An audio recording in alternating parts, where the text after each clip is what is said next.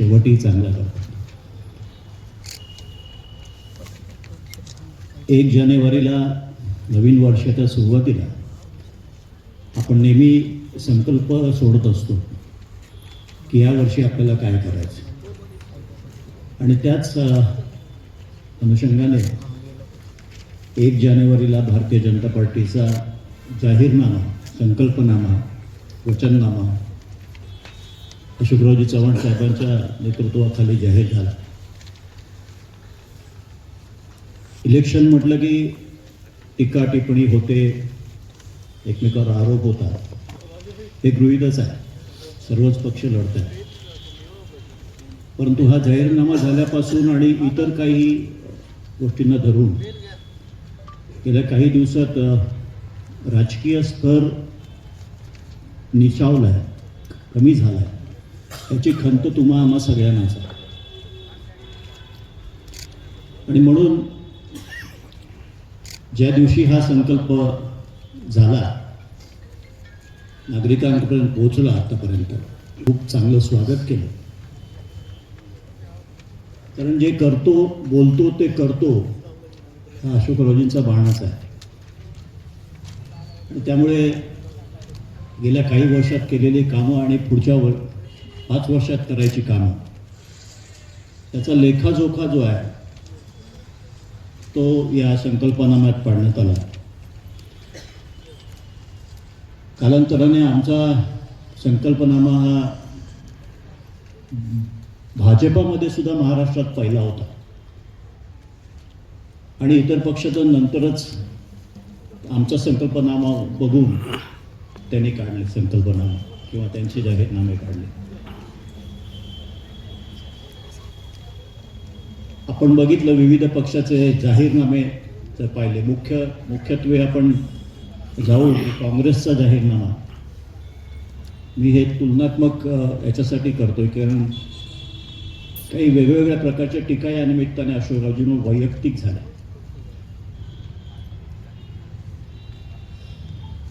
काँग्रेसचा जाहीरनामा आपण पाहिला असेल, माझ्याकडे आहे, तुमच्याकडे असेलच ते. आता योजना कदाचित एकत्र असू शकतात, एकसारख्या असू शकतात, की शहराचा विकास कसा करायचा याबद्दल काही मतं सारखी असू शकतात. परंतु जाहीरनाम्यातलं मनोगत शब्द न शब्द तसंच असू शकतं का, हा विचार तुम्ही करा.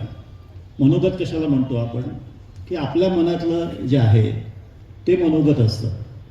परंतु काँग्रेसच्या जाहीरनाम्यामध्ये 2017च्या काँग्रेसचा अशोकरावजींचं जे मनोगत होतं, अगदी स्वल्पविराम पूर्णविराम न बदलता तसंच्या तसंच छापलेलं आहे.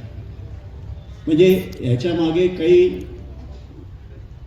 काही विचार झाला असं मला वाटत नाही.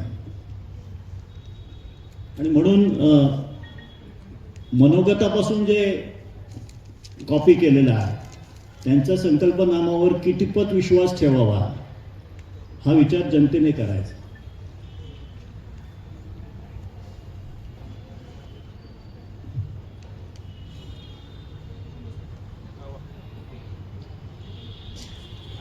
अशा अनेक गोष्टी आपल्याला सांगता येतील. काँग्रेसचं झाल्यानंतर राष्ट्रवादीचा जाहीरनामा आहे. हा जाहीरनामा तुम्ही वाचला असेल, मला माहिती नाही, परंतु हा जाहीरनामा कमी आणि शिमगा जास्ती वाटतो. तुम्ही आमचा जाहीरनामा बघा, भाजपचा, एकही ओळ कोणावरही वैयक्तिक टीका केलेली नाही पूर्ण जाहीरनाम्यामध्ये. परंतु राष्ट्रवादीचा जो 16 पानाचा जाहीरनामा आहे त्याच्यापैकी 6 पानावर केवळ आणि केवळ अशोकराव चव्हाणांवर टीका आहे. म्हणजे असा प्रकारचा जाहीरनामा असू शकतो का एखाद्या पक्षाला दुसऱ्यावर टीका करणं?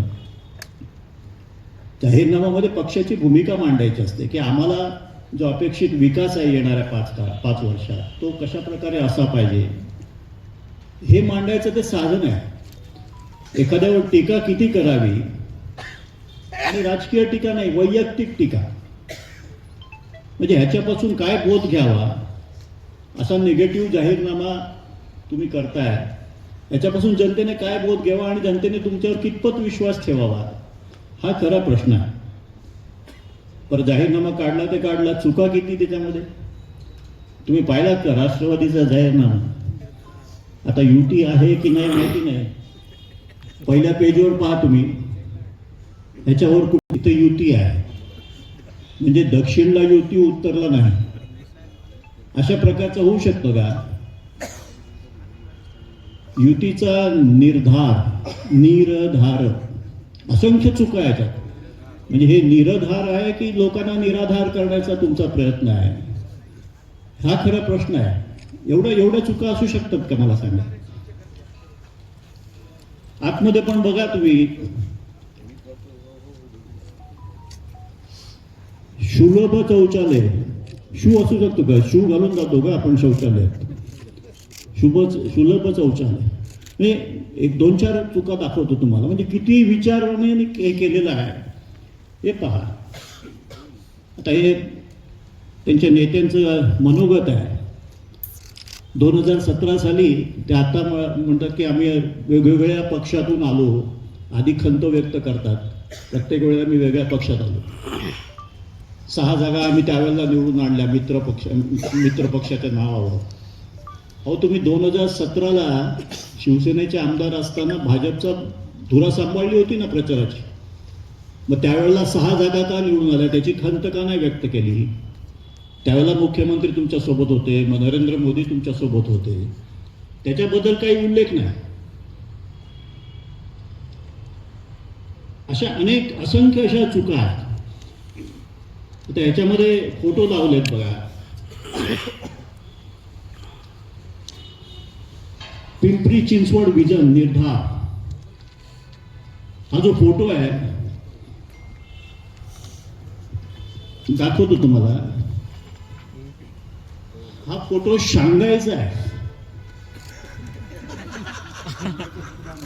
शांघायचा फोटो नांदेडमध्ये लावला. म्हणजे तुम्ही लोकांना काय भूलथापा देताय, काय जाहीरनामा आहे तुमचा, हे होऊ शकतं का नांदेडला? हा दुसरीकडून म्हणजे वेबसाईटवर मिळालेला फोटो आहे. अशा अनेक गोष्टी, त्रुटी ज्या आहेत ते याच्यामध्ये आहे आणि लोकांना गुमराह करायचं काम यांनी केलेलं आहे. आणि त्यामुळे